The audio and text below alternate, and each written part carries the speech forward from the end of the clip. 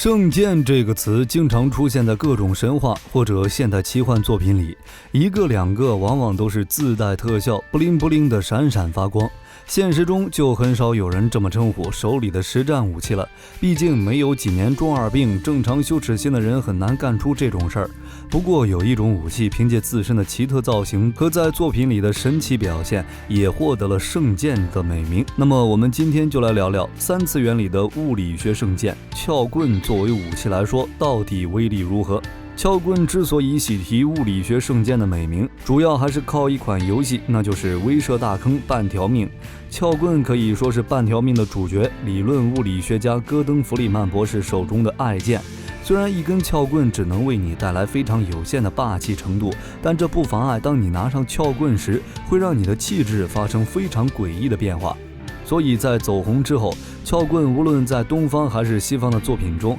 使用撬棍的基本都是些奇怪的角色，比如从裙子下面掏出不可名状之棒状物体的邪神，还有哥谭市著名精神病人阿卡姆疯人院 VIP 住户小丑。所以物理学圣剑的名字在互联网上越叫越广，或叫起源棍。当然了，就算抛开这些，物理学圣剑本身也是一款非常有特色的武器。光看它的工作原理描述，估计不知道的人还以为是什么重力魔法。撬棍是利用杠杆原理，让重物克服地心引力，将重物从地面掀起并发生位移的工具。当被作为武器使用时，撬棍自带了不少优势。首先吧，这是五金工具，管制条例什么鬼？这又不是刀枪，随便买。其次吧，真爆发了僵尸，逃命路上开门撬锁在所难免，这是撬棍的本职工作呀。最后呢，用弯头部分用力敲击敌方头骨，3下之内铁定给他开条。战斗力和易用性双优，可以说是独居人士居家旅行必备防身利器。大门上面挂一把，床头塞一把，车后备箱塞一把，问起来就说拿起来钉钉子的。刀具之类的其实不太适合当防身武器，大家都是俗人，没几个武林高手，自己玩刀不利索，伤到自己不算啥，自卫时一不小心被歹徒抢过去，就真完蛋了。虽然这玩意儿杀伤力也不小，但至少没刃，相对安全点。而且撬棍的威慑力很强，带着浓浓的民间高手气息。毕竟能用上撬棍的，正常情况下除了工地民工，那就是不法暴徒了。如果看到一个壮汉提着个螺纹钢撬棍做戒备状，别人我不知道，我是不会去主动招惹的。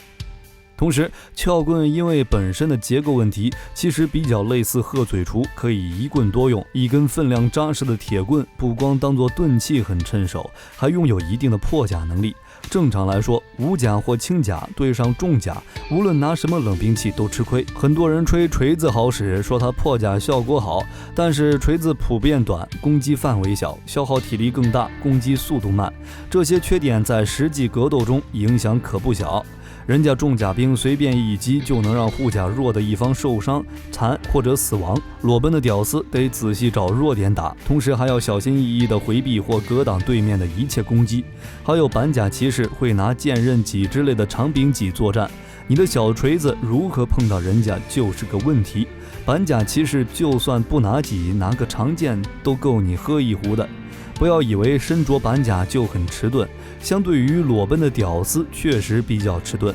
但还是可以保证一定的作战灵活性。再算上彼此防御的天差地别，杀敌还是不成问题的。这种情况下，鹤嘴锄和撬棍这类草根工具的优势，就让他们成了面对厚重盔甲时的逃课武器。撬棍和鹤嘴锄的构造让它的攻击方式有所不同，自上而下挥动发出的凿击，就像我们之前讲匕首时提到的下刺一样，接近人类的本能反应。这种发力方式往往比其他攻击手段力道更大，而撬棍用来起钉子的尖一头又与目标的接触面积小，施力点更集中，也就更容易凿穿敌人的铠甲。这个逻辑就像我们玩游戏的时候，扩散的攻击造成的伤害总是不如收束攻击伤害高一样，与目标的接触面越大，施加的力也就越分散。